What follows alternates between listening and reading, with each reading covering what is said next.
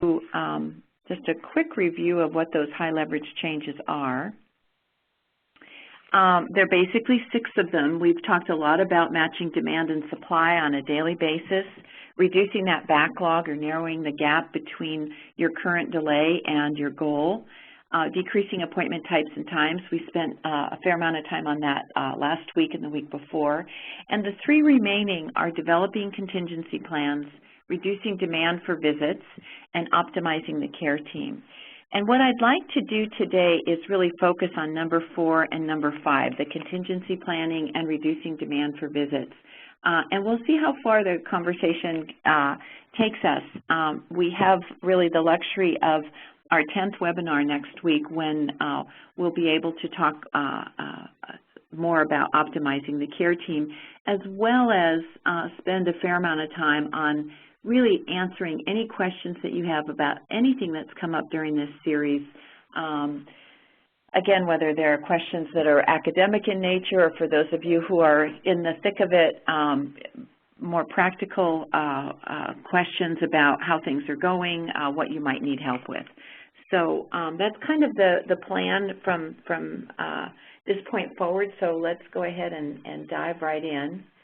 And we're going to start talking about contingency planning. One of the things that we learned fairly early on in this journey was that had a physician explain it to me this way. He said, you know, getting to world-class access is kind of like telling your kids to clean their room. Once they clean it, doesn't mean it's going to be clean forever. There's not that permanent state of clean room, right? And it's the same thing with access. What we know is that in order to sustain the improvements that people work so hard to achieve, there's some key elements to sustaining it. And one of those keys is really contingency planning. And what we mean when we refer to contingency planning is really that recognition that life still happens. Things still go awry. I had a pulmonologist friend talk about, he said the way he thought about contingency planning was identifying those things that could still wreck his day. Those were his words exactly. So thinking about what are the things that can go south on us that just, oh gosh, you know, could really derail our efforts. So we'll drill down a little bit more with examples of what those things might be. But I'm sure just as I say those words, you can probably think of at least a handful of things that have, at least in the past, sort of thrown things off kilter for you.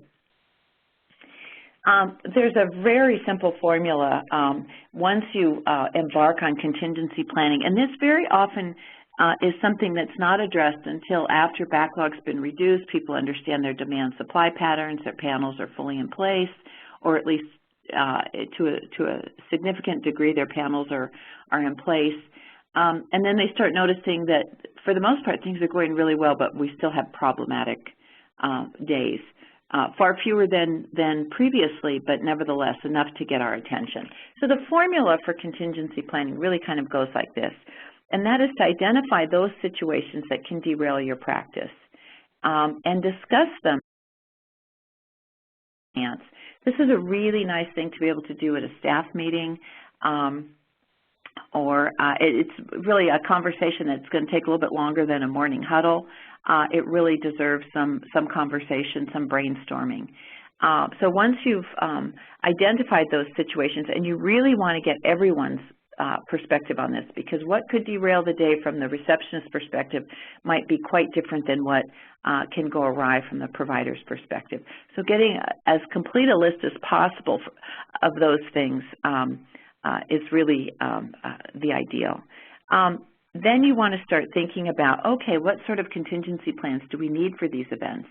And then finally, and again, developing those plans in advance. So if you're riddled with problems, with computer problems, and the computers go down from time to time, the time to come up with a contingency plan for that is not as the computers go down, but actually in advance. Or if you have, you know, people are called out for things like jury duty, okay, that unexpectedly. That, again, rather than wait until it occurs, let's think about it in advance. My favorite one is, what do you do when a provider goes out on maternity leave? Well, that's hardly an unplanned event, although sometimes people leave sooner than we might have expected. That's something we can certainly develop contingency plans for in advance. And then as you have the opportunity to actually use those contingency plans as those episodes come up, then you want to evaluate them and say, gosh, was that the right plan, the wrong plan? How might we modify it? So it really is one big giant PDSA in a sense. And I often refer to contingency planning. You know, I hark back on the days of working in the hospital and realizing that we had, from time to time in the hospital, of course, had code blues. Well, it happens, right? It's not on the schedule. We don't know when it's going to happen, but in every hospital, certainly I've ever been in, and probably that you've had the same experience, there's a code team. People know who's going to respond, how do we behave, where's the equipment, how do we document, and then finally, how do we evaluate how that went.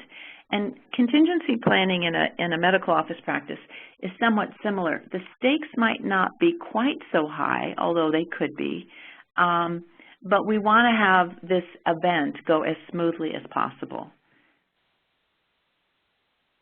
Some things to think about with contingency planning. These are just a couple of examples.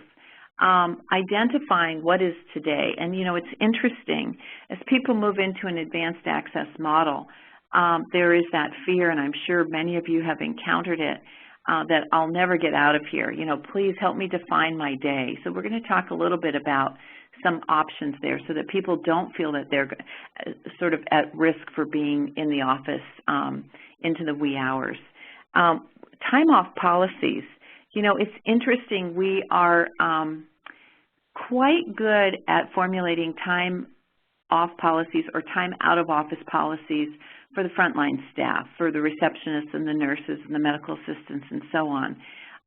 And when I talk to practices about time out of office policies for providers, we sort of get this far away look, and people say, well, we have them, but we don't often use them. And so this is a really nice time to think about dusting those off and saying, are the policies that we have, if we have them, relevant, and what should be guiding those decisions about time out of office? And of course, you all know by now what our guide there should be. What does our demand look like, seasonally as well as day of the week? And that becomes a bit of a guide with some modification as needed. We're going to talk a little bit about post-vacation schedules. Again, there's a fear when people are gone on vacation, they'll come back and they will have reinvented their backlog simply because they weren't there to supply the appointments that patients needed and wanted in their absence. So we're going to talk a little bit about some contingency plan examples for post-vacation schedules for providers. We're going to also talk about distributing patients of absent providers, how to use mid-level providers, some thoughts on that. I really want to stress the point that when we talk about contingency planning, sometimes we forget that what we think is unexpected is often predictable. There's pretty much a flu season every year, right? In pediatric practices, there's almost always a sports physical and a preschool physical, quote, season every year. There's an allergy season pretty much every year. People like time off during the holidays pretty much every year. So a lot of the things that we feel caught off guard by, actually we really can identify and plan for in advance. So it's really all about, as much as is humanly possible, anticipating needs. Let's talk a little bit about this defining the day, because this is a big issue for a lot of folks, you know, when they start to hear about advanced access and this fear that, gosh, it's great, I've got my own defined panel of patients, but does that mean I'm at the whim of patients who want to come in late? So one of the things that practices will do around that particular issue is to offer to see patients by a certain hour. So they may say, for example, a patient calls at 3 o'clock, and the practice may say, recognizing that they really want to do all of today's work today as much as is humanly possible, they may tell the patient, if you can get here by 4:30, we would love to see you. Otherwise, and let's just assume that the practice last appointment is, say, at 4:45 and they close at 5. And folks have to make a decision about, does it make sense for us to go ahead and bring that patient in? It may be an overbook, it might be a double book, but it spares the next day from being filled up by today's demand. So offering to see all patients by a certain hour, having that conversation out loud with staff members is really an important part of planning. Another option is the option of evening hours, and I'm sure some of you have evening hours. I know the team last week that talked about their demand and supply patterns actually had Saturday hours. Those are really wonderful options for patients, but we want to make that part of a planned event. Again, not that providers and staff are staying into the evening in an unplanned way. And so having regularly scheduled evening or weekend hours, wonderful thing to do if that meets the needs of your patients. And also considering, or perhaps in lieu of scheduled evening hours, is identifying a late provider with a late team that may stay to see patients. Let's say you've got a pod of 4 or 5 providers, could be smaller than that, but we'll just use those numbers for ease of conversation. And the team, this pod decides, you know, we're going to each of us volunteer to be the late provider so that every day of the week is covered. And that way, if I'm the late provider on Monday, I recognize that, you know, I'm going to plan my life accordingly. And my colleagues recognize that they aren't going to be at risk for having to stay late. The only problem we've seen with that, and it really frankly doesn't come up very often, is when you find that one provider more than others tends to have a pattern of their patients overflowing into the late provider's schedule in a disproportionate numbers. And so obviously that's something you want to look at and address if it comes up. But identifying that late provider, again, helps everyone else have a little more control over their daily schedule. Managing the end of the day. This is, again, is a difficult one. In some settings, what we find is a lot more demand for later appointments versus early morning appointments. We tend to see that a lot in Alaska. We also see that quite a bit with the Indian Health Service patients, where the morning appointments are a tough sell, but end-of-day appointments are much more desirable. And so what we see in many settings is a shifting. Rather than starting with seeing patients at 8 o'clock in the morning, they may shift that to 9 o'clock in the morning and simply shift the day, recognizing that that's more in sync with what their patients want. And then, of course, during backlog reduction, because you're ramping up on pretty much every level, defining today might look a little different than it will when you're back into a steady state and you've recalibrated that delay. So think about these items in terms of defining today so that the team's got clarity and eventually the patients will have clarity as well. Another example of contingency planning is what we refer to as a post-vacation schedule. This is a common worry, and it can be a challenge. One of the things that we look for in people's data is people who have been at advanced access for a while. What we tend to see is that their recovery from vacation, in other words, so you've got somebody cruising along at 0 days delay, they go for a 2-week vacation, and all of a sudden you'll see a big spike that their third next available is out 2 weeks. Okay, well that makes sense. What we like to see is a very quick recovery. In other words, that 2-week delay comes back down within a week back to baseline, back to 0 days. And this is one of the ways to achieve that. So I want to stress a few things here. One is that this particular approach is really best applied after you've gotten rid of your backlog, because before then you're continuing to struggle and to eliminate delay. So just recognize this is a great contingency plan once backlog is reduced. And it kind of goes like this. What it means is, let's say Dr. Brown is going to be gone for the week of May 1st, okay? And once that request is submitted, clearly the schedulers are going to hold the week of May 1st. And with post-vacation, this particular plan, they would also hold the following week, so the week of May 8th. So there'd be a 2-week hold on this schedule, right? Now, when Dr. Smith actually leaves on vacation that week of May 1st, half of that schedule would be released. So half of that second week's schedule would be released. So clearly, there's no place to put patients while they're on vacation. We'll talk a little bit about how colleagues can step into the breach there in a fair and equitable way.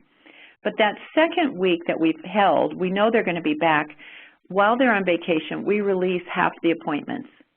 So there's a place to put patients within a week of their PCP's return. And then when Dr. Smith actually returns that week of May 8th, we go ahead and release the other 50%. And so for those patients who call while Dr. Smith is on vacation, they have the option of seeing a colleague or waiting to see their own PCP when they come back. It's not perfect, but we're rarely in a position to ask patients to wait more than a week. We found it's interesting, depending on the patient and the practice, how many patients are going to opt to see a colleague. And that you're just going to learn that from experience. It may differ by provider. It's just something that will play out over time. But again, what it means is that there's some room, there's some capacity for that doctor to come back from vacation and know that their schedule is half filled, but they still have some wiggle room. Now, people will often say, I don't want to take a week to get rid of whatever backlog I've accumulated, so I'm just going to work longer on Monday, Tuesday, and Wednesday and get it out of the way. And that's certainly a personal choice. So I've seen many, many variations on this post-vacation schedule theme, lots of variation. So feel free to play with it and experiment with it and make it your own. And recognize that it is a carve-out in the midst of an advanced access system. And if you don't know by now, I have a bias against carve-outs, but in this particular case, it's a very, very useful tool, very useful. Let me just stop before I move on and see if there are any questions about anything that we've talked about so far. Again, feel free to raise your hand or chat in a question. I'm not seeing any questions at the moment. Okay, great. So we'll continue, but again, while I'm speaking, if thoughts or questions pop up, please feel free to contribute to the discussion. We love it when you do that. Okay, team appointments. Let's talk a little bit about that. Early on, we talked about having scheduled templates that were actually divided into P appointments that would be for your the PCP's patients, N appointments for new patients, and T appointments for team patients when a provider was absent. And we've been able to get to much more flexible scheduling as we discussed in our last week's call. And so over-templating really is not our friend, even with just 3 appointment types. But let's talk a little bit about this concept of team appointments. It's the idea that when someone is gone on vacation, or they're out of the office, maybe they're rounding that week in the hospital, or they're doing nursing homes, or whatever, for whatever reason, they're out of the office. We need to find a way to fairly and equitably distribute that provider's patients to their colleagues while they're gone. For those patients who say, I really don't feel like I can wait till my doctor can come back or my nurse practitioner can come back. I'd like to be seen sooner. And so, again, this is one of those things that you'll begin to get a sense of over time. And so I use the term predict demand for these team appointments. I use the prediction word a little loosely. You actually could measure it, certainly, but most practices begin to get a sense of how many of their patients, when in their absence, want to be seen by someone else. versus those that don't. But the key is to come up with a mechanism so that the receptionists know, let's say Dr. Brown has gone on vacation and has 3 colleagues, that the first patient is offered colleague A, the second patient colleague B, and the third patient colleague C, and there's sort of a rotation to that so that there's this fair and equitable distribution. It's also one of the reasons why I don't get too excited when you see a little more supply than demand when you're looking at your demand and supply numbers, because again, having somebody out of the office is a pretty regular event in most practices of any size.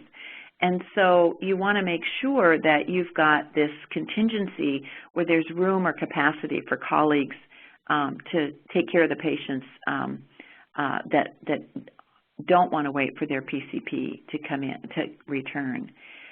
One thing I would say, though, is that if you're in the process still of empaneling patients and you have someone who clearly is over-empaneled, you might pull them out of this rotation. Doesn't make a lot of sense to have a very popular over-paneled provider be exposed, if you will, to someone else's patients. We really want to protect them from attracting any more patients while we're getting their panel right-sized. Now, the thing that happens if we don't use this, again, fair and equitable distribution of the absent provider's patients, and I know you probably all know the answer to this, that what generally will occur is whichever provider has the best access is going to all of a sudden attract, because, you know, the schedulers will look at their schedule and say, oh gosh, you know, they've got all kinds of openings today.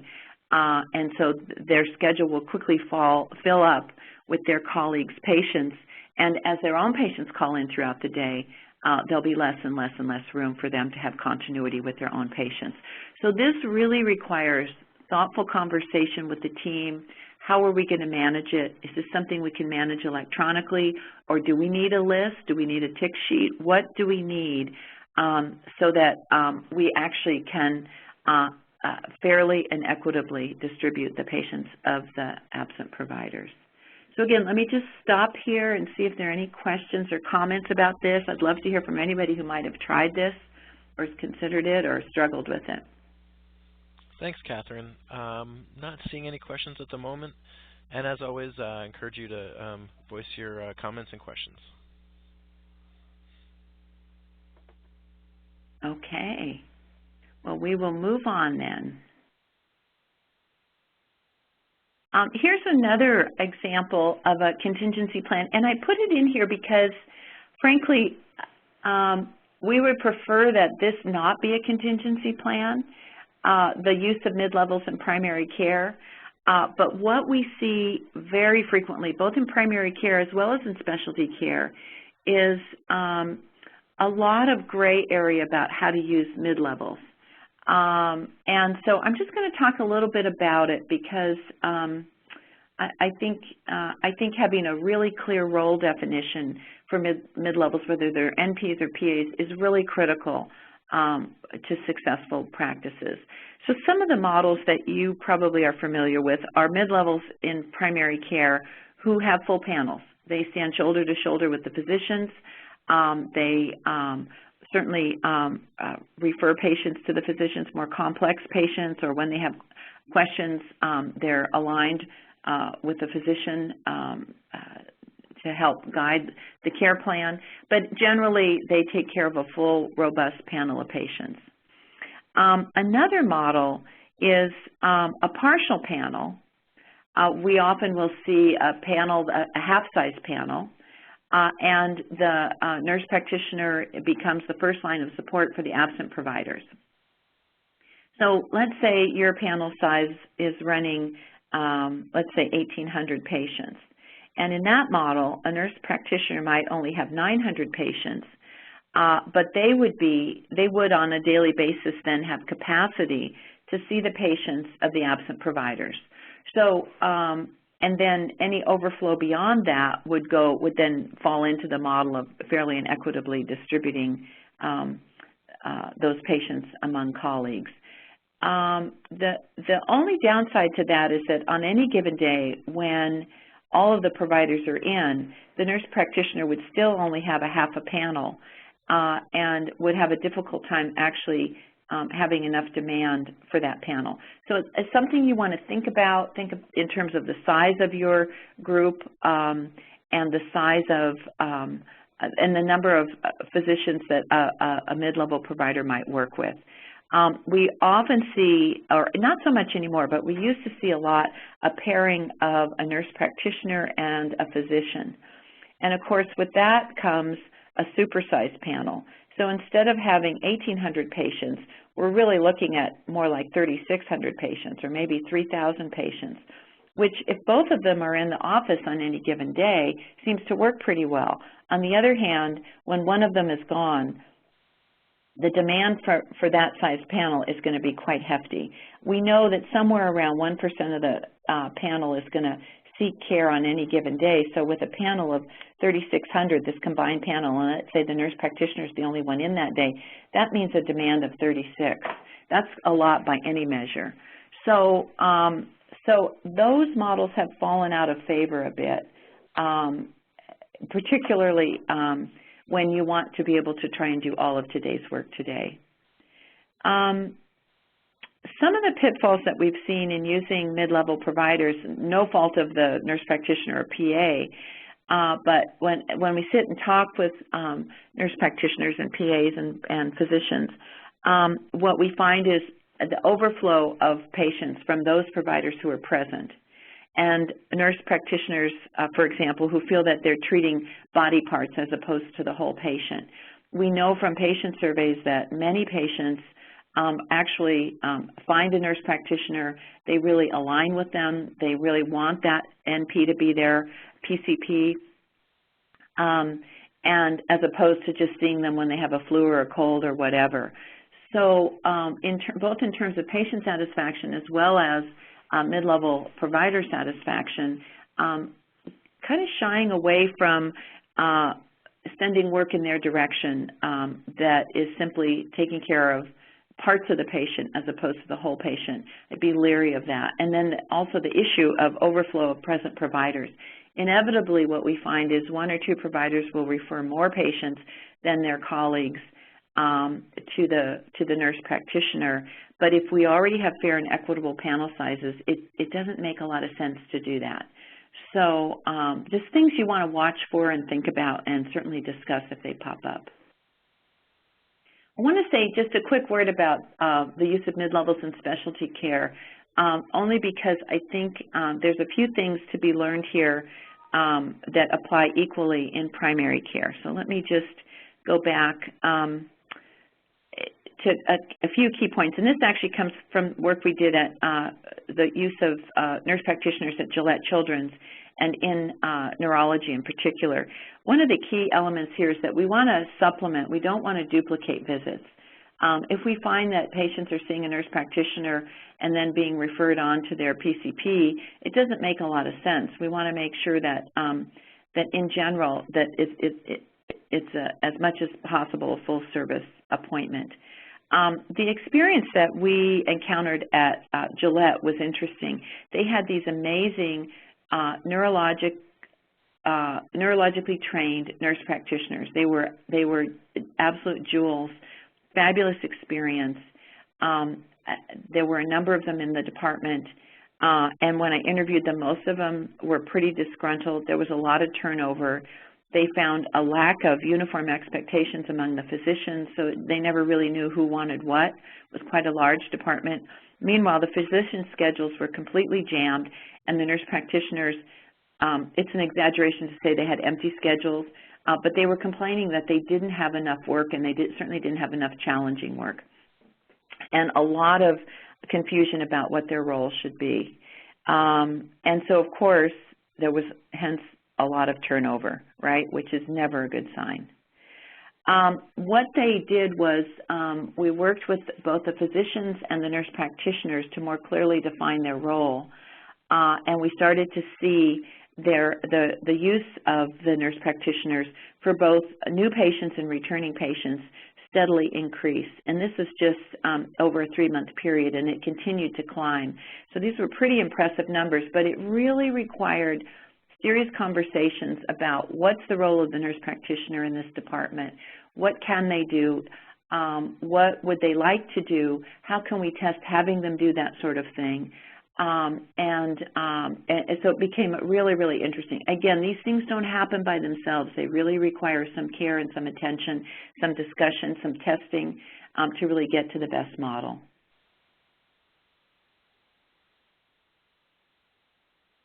And again, you know, I would welcome anyone to go ahead and chat in how you currently use your mid-level providers, because I find this a forever fascinating topic. There are always new and interesting things that pop up. So please feel free to chat that in, or to raise your hand and we'll call on you. You can talk to us a little bit about how you use your mid-levels.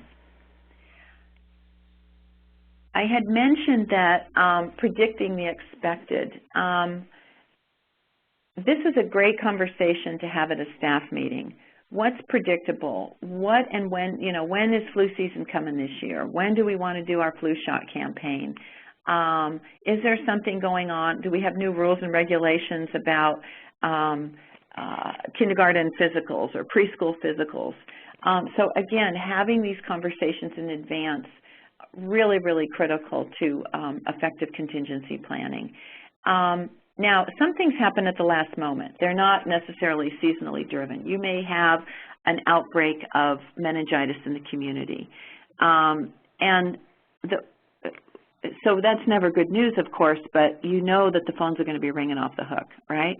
What do we do? You know, I don't know if we've been exposed. What are the symptoms? I'm so afraid. And of course, everyone wants to come in. Well, it's one of those things where education is really kind of the first step.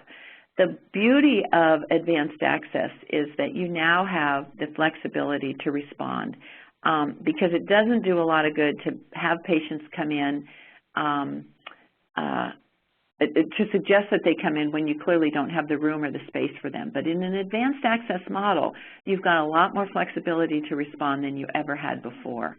And it's lovely to be able to say to a patient, we'd be happy to see you today, but perhaps speaking with our advice nurse, he or she may be able to give you some information and you may not need to come in. Would you like to speak to the nurse?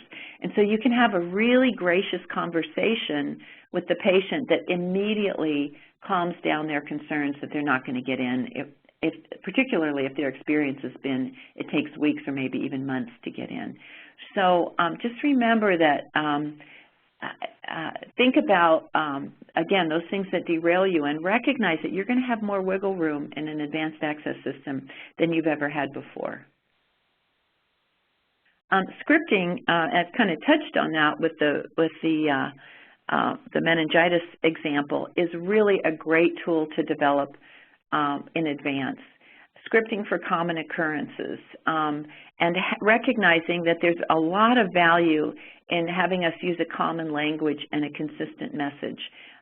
This is something that we've certainly learned from the media, but we all, you know, the front desk may think they're giving the message about a late provider in the same way that the medical assistant is, in the same way that the provider who actually may end up seeing the patient is, but we all use different words, and the message may have a different tone. So again, there's great value in sitting down as a team or having a subgroup of your team. We've done this with a lot of groups. These are the things, the occurrences we want to script for. And so can we get a couple of people to sit down and script a message? We'll bring it back to the group and practice and see if that feels right. And you know, is that the way, you know, are we all willing to approach this particular issue using this script?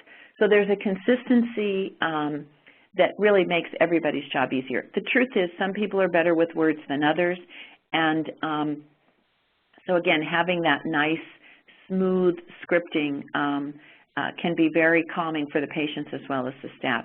So some examples of things you might want to script are, you know, let's say you have had a need to add extra patients.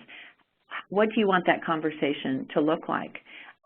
when the receptionist is explaining that to the patient. Or perhaps it's during backlog reduction and you know you're going to be overbooking. You may have a script that tells the patient, we're trying to reduce our waits and delays. We'd love to see you.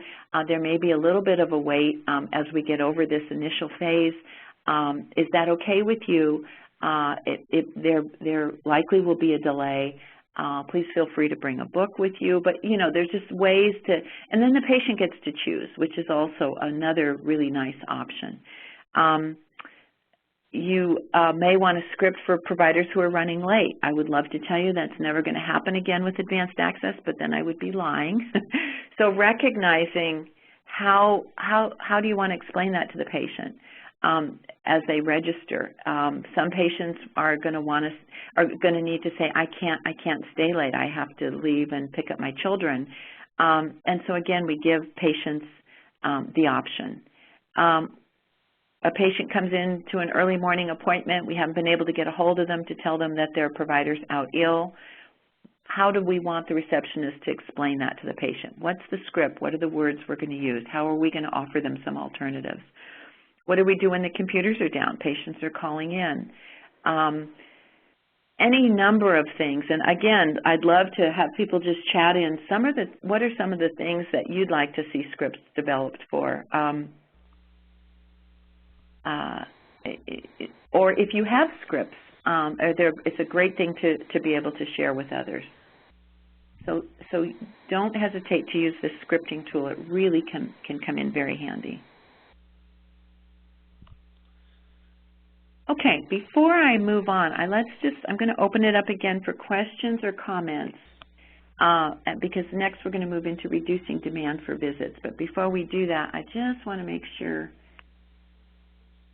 Thanks, Catherine. And several of you have implemented a lot of these changes, and others of you will be implementing or planning to implement several of these strategies. So please do share with us the challenges you're facing or the lessons you've learned so that others can learn from your experiences.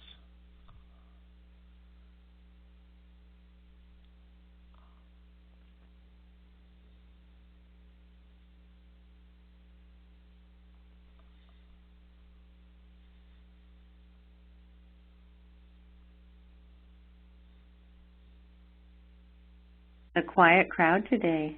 It is quiet, and again, as always, I'm encouraging you to take advantage of this time that you're with your peers and with Catherine to ask any questions you've been waiting to ask during other webinars, maybe, or explain how you best do scripting or you best implement any of these other strategies that she's been talking about today. Thanks, Jarrett. I know what it is. It's people are still adjusting to daylight savings time. Okay. Yeah. Well, the invitation is open. Let's move on. We'll go ahead and start the conversation about reducing demand for visits. And what really should be inserted here is reducing demand for unnecessary visits. You know, early on in this process, particularly if people find themselves with more demand than supply, there's sometimes an urge to or a desire to limit access to patients. The problem with that, of course, is if somebody really wants to come in, they're going to find a way to come in, and you've all experienced that. They'll either exaggerate their symptoms or, you know, just make a really good case for having to come in. And so sometimes the best approach is to, very early on in the conversation, just allay the patient's fears. We'd be happy to see you. And a good example is with the flu. The reality is that patients, the vast majority of patients don't need to come in with the flu, right? It's uncomfortable for them. You know, they're exposing lots of people in the waiting room. And so But if a patient really wants to come in and they tell you, I've been sick for a week, I just can't take it anymore, there's, they have a desire to be seen. And we're probably far better off just seeing them, recognizing that this doesn't, quote, qualify for an appointment, but it's an investment in our future. And the way that tends to play out is the patient comes in, the physician or nurse practitioner confirms, yes, it's the flu, and this is what I'd like you to do. And next year there's a couple things that you can do that may help you avoid the flu. One is get a flu shot, and the other one might be, and if you choose not to do that or you get the flu anyway, know that it's likely that next year's visit is going to look a lot like this year's visit with the same advice, and here's our flu information sheet. You might want to keep this, and next year save yourself the trouble of having to come in because the advice is going to be basically the same. So, but we haven't put ourselves in the position of reducing demand for visits by saying no, but by actually going the extra mile and saying yes, and then investing in a little bit of teaching and conversation so that when next year rolls around, as it inevitably will, the patient has more information. They may be more willing when the receptionist says, we'd be happy to see you, but the advice nurse might be able to help you with this. It may trigger that memory. Oh, yeah, that's kind of what happened last time. So we don't want to say that sort of blunt no to patients. We really want to ease their angst about what might happen, and offer them alternatives. But when we talk strictly about reducing demand for unnecessary visits, the key, of course, is to be prepared and identify and plan for any shortfalls in advance. And that's where your demand and supply numbers really come in handy. And some of you are beginning to see some interesting patterns emerge. We've got to use the tools. We've got to do the math. Are we well positioned with demand and supply or not? At this point, many of you kind of know what your current demand supply patterns look like, but if you still have a backlog, you're not able to really enjoy the fact that you may have ample supply. What's important is that you review what's going on a daily basis at every staff meeting. In other words, what's happening next week? Whose job is it to look and see what's happening tomorrow? Do we have an unexpected shortfall tomorrow because someone has been out ill? Do we have perhaps someone's canceled a day off and so we actually have more supply? Well, that's a lovely position to be in. But the point is that it's someone's looking at the numbers, but the care team is actually discussing the numbers. And so it becomes embedded in your process. We had talked about time out of office scheduling to make sure we have ample folks available when someone's out of the office. And the Easter vacation's coming up, and that tends to be a big vacation time. You may already have more providers off than your demand numbers would indicate you need. It's not the end of the world. We're generally not in the business of canceling vacations, but again, it's worth a conversation. You use the numbers, let the numbers do the heavy lifting and say, during Easter week, it looks like we're going to be short. Is there anybody who'd be willing to change their vacation? That's always the first and least painful way. You might get takers, you might not. Let's assume that you don't. And so then the conversation is, okay, as a team, for those of us who are left behind, how do we want to make up for the shortfall? Because we may decide that we want to take off the 4th of July week, and we want to know that our teammates are going to step to the plate and cover adequately, and maybe have to, in a sense, overcover in order to meet that shortfall. So in the absence of a frank conversation with the team about that, these things just don't happen. It becomes more, well, my schedule's full and that's the end of that, as opposed to how can we support the power of this team, take care of these patients, because we've walked into this week recognizing that we're short supply, right? So again, you really want to embed those conversations in your practice. So first and foremost, do the math, be familiar with it. The actual strategies for working, reducing demand for unnecessary visits look an awful lot like the SMART strategies that we talked about during backlog reduction. You've worked backlog as a team. We want to look at shortfalls, how we're going to solve the shortfall situation as a team. We want to continue to look ahead into the schedule. Are there opportunities, are patients in the schedule more than once, and can we maximize what we're actually doing at that visit so that we don't have a problem with seeing the patient twice in, let's say, a 2 or 3 week time frame where we might have been able to pull that work into today.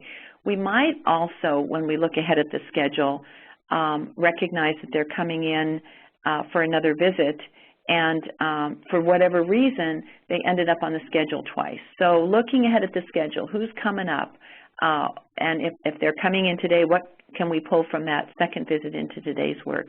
Extending visit intervals. I really can't stress enough the value in playing with this notion. And on an individual provider level, really thinking about, do I really need to bring that patient back in 10 days or a month or whatever it is? Just really thinking, again, recognizing what the literature tells us. It's more of a personal pattern than a clinical need. But playing with extending that visit interval in safe and effective ways. One way to do that is to manage follow-up visits in a different way. You know, this patient's blood pressure is always stable. What I'd like to do instead is have them have a visit with the nurse, because remember, your nurses aren't going to be as busy triaging every patient who wants to be seen today.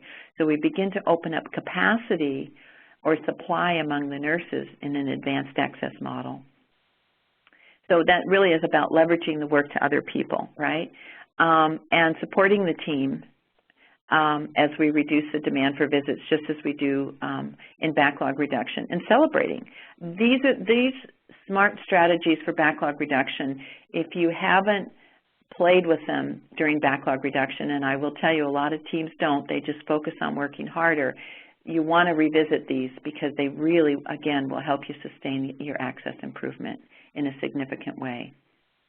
Other ways to reduce demand for visits are simply to promote continuity and access. We've talked before about the reality is there's a 10 to 15% drop for demand for appointments in primary care when you line up good continuity with the PCP and the patient and you've gotten rid of delays. That's a very powerful lever. And there are lots of incentives built into the advanced access model. You know, each provider has their fair share of patients, so it's in their best interest to maximize visit efficiency, to do telephone care or e-care, use patient portals, use group visits. I just had a call with the, sorry, there's a typo there, it was actually the IHS, the Indian Health Service. The Navajo Nation has a really beautiful model for embedding pharmacists in their care teams. It's quite impressive, and they have substituted a number of PCP visits for pharmacy visits when they're strictly medication related.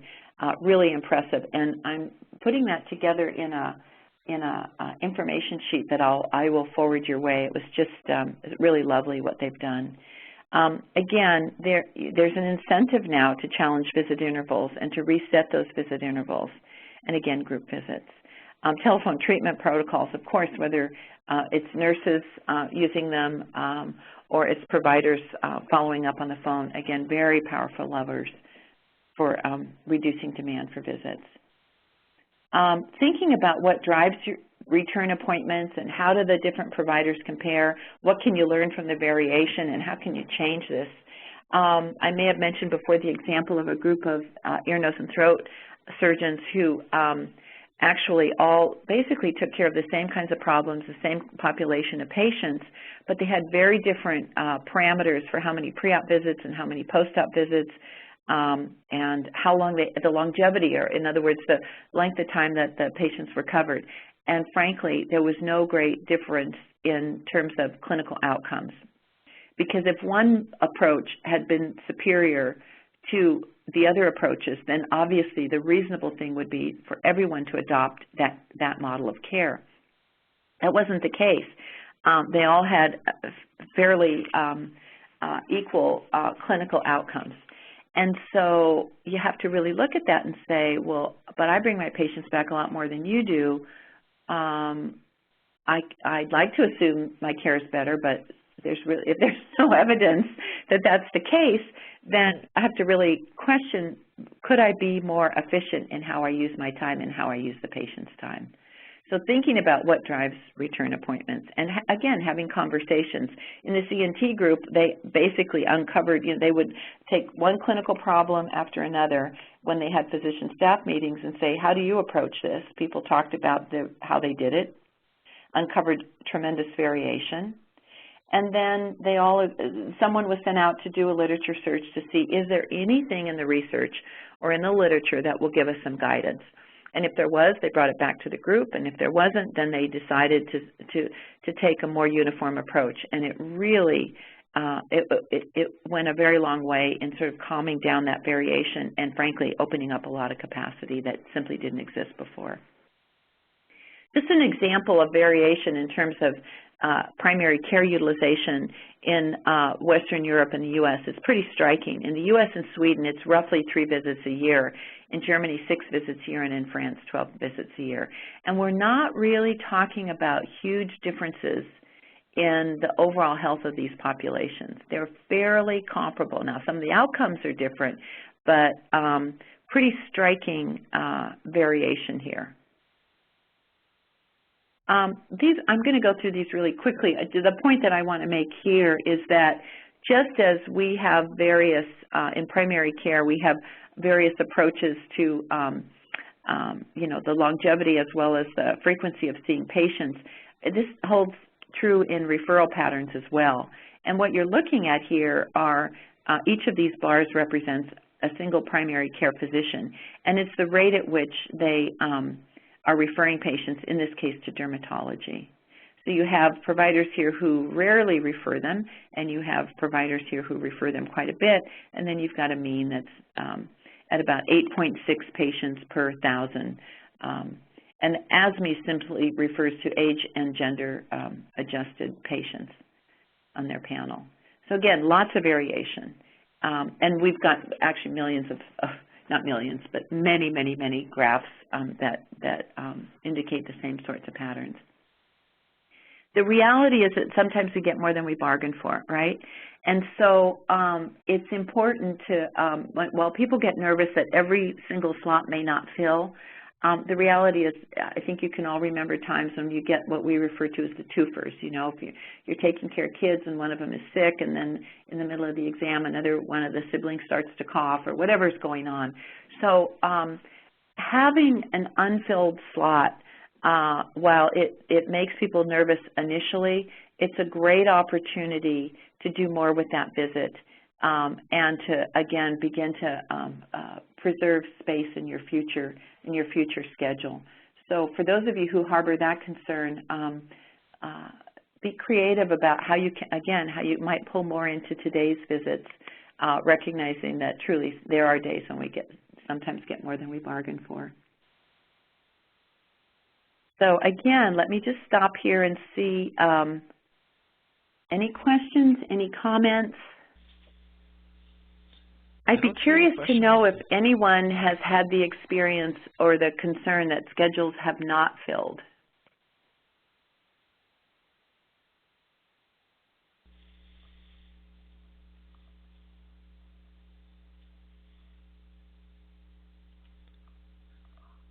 I don't see any comments or questions, Catherine. I'm okay. Not seeing anything. Well, right it's funny. People worry about that if we do this advanced access thing, we're going to have far more demand than we can ever deal with.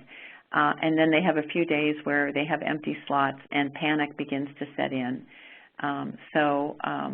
Yeah, that is survivable. There are lots of ways to do it, and one of them is to actually start bringing on new patients. But I would say ride it out a little bit. You don't want to overreact. You've got a wonderful opportunity when that capacity opens up to actually do more with those visits. Okay. So I think what we'll do is we've got about 5 minutes left, and what I'd like to do is to begin the conversation about optimizing the care team. And it's also as a mechanism for increasing supply. It just takes another form. I know that many of you have done a tremendous amount of work in this area, so this is going to sound, some of it may have a familiar ring to it, but let's launch into it in any event. It's really, I was really thrilled to hear, as you look at the NCQA requirements for medical home, to see that access is one of the pillars, to see that continuity is clearly one of the pillars, and to see that really using the care team in its fullness and in a very robust way is another pillar. It was incredibly gratifying to see that emerge. And so, you know, primary care is challenging work by any measure. And so not to use the full resources, capabilities, and talents of the team is really a lost opportunity. There are a couple things I'd like to share with you preliminarily. This was, and I so apologize, I received this somewhere along the line, and I do not recall the source, but I've used it. To whoever it is out there who created this, my thanks. It's a simple tool for looking at and assessing your care team development. And on a scale of 1 to 10, the team really looks at a couple of dimensions. Their cohesiveness, which is really all about the social glue that binds the team members together as a unit. Their communication, which involves the full range of topics, including decision-making and problem-solving. And just a word about decision-making. Team members really want to know when they invest in a conversation at a staff meeting, who's ultimately going to make the decision? What is the decision-making process? And we often overlook that, and that can be a foggy area. And if people don't know, then sometimes they tend to not fully participate. But, you know, that team members would rate themselves and the team on a scale of 1 to 10, 1 being low, 10 being high. Role clarity, and I would have to say of all of these 4 dimensions, this is the most important. And it seems to be, I don't know that I would say it's the most lacking, but it is often glaring when people don't have clear role definitions. I mentioned the nurse practitioners, the neurology nurse practitioners. They knew what they were capable of, but their role definitions and expectations were not clarified at the organizational or even the department level. So how do members of the team feel about their definitions and the expectations? Do they know who's doing what and what the other team members expect of them? It sounds so fundamental, but there tends to be, as you probably all recognize, variation from team to team and site to site. And what are the goals and means that this team holds? That they're clearly defined team goals and an understanding about the means to reach those goals. This might be a tool that you want to play with a little bit. Take it to a staff meeting, see how people feel about it. Should, you know, obviously require some planning. This can unleash an awful lot of conversation, but I leave it with you as a tool to play with, and again, make your own. And we're about a minute away from reaching the top of the hour, so I'm going to stop here, and we're going to continue next week with a case study from a group that has improved significantly the functioning of their care teams. And they started by looking at optimizing the role of the RN, and it had a tremendous ripple effect across all areas of the practice, from providers to receptionists to medical assistants. So we're going to spend about half of our time next week talking about that, and the other half of our time answering any questions, issues, things you'd like to share with the larger group as we bring this session to a close. So that's it for now.